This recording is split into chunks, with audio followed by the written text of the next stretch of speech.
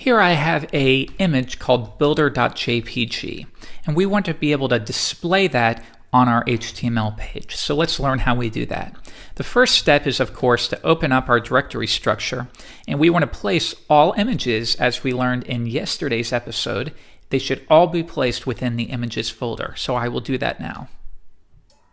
Now I can close this out, return to my project, and you can see that it is in fact being referenced. So now let's reference that image. And I'm going to hit enter a couple times and we'll paste it right here.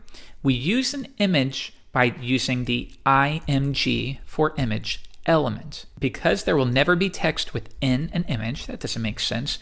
Just as we did with links and meta elements, we can self-close it. Let's see what this alone does though in the browser. I'm going to come back, refresh, and we don't see anything at all. And that's because, quite naturally, there is no reference here, so we have an empty image element.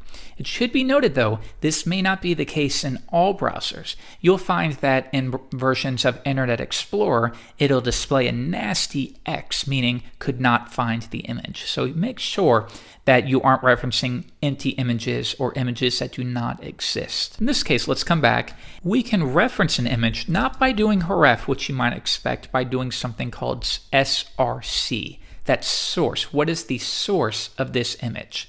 That's going to be equal to a value, and the source is going to be img/builder.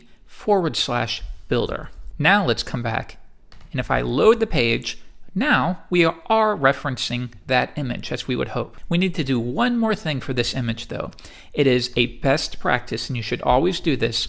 Provide alternate text for this image, just in case the image is not available or images are turned off by whoever is browsing your website. They need to be able to have some feedback as to what this image represents.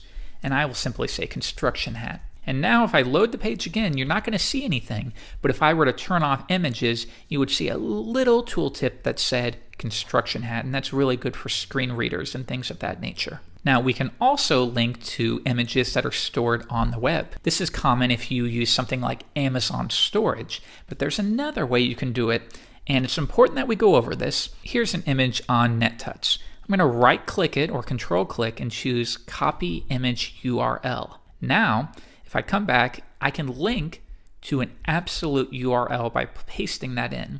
And if I come back, we can change the alternate text to Envato. And if I load the page, as you would expect, we are loading that image. So you might think that's really helpful. This is really a big no-no. And the reason is we can build a whole website by referencing images that are stored on NetTuts or any website. But the problem is whoever owns NetTuts, us in that case, have to pay the bandwidth for displaying images on your website, and that is not fair.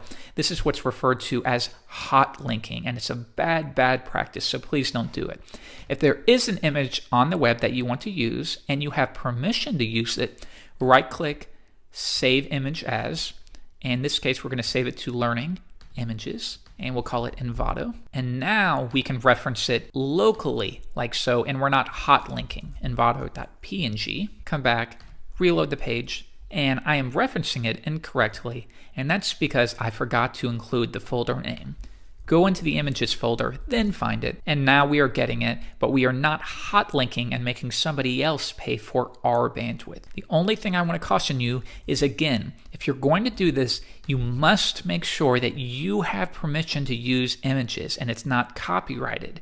So whether that means emailing whoever owns the website and requesting it, or only using images that specifically allow you to redistribute them and use them any way you see fit. So again, to include an image, we use the image element, we specify a source that references where the image is stored, and then we specify alternate text for when images is turned off. In the next lesson, I'm going to teach you about divs.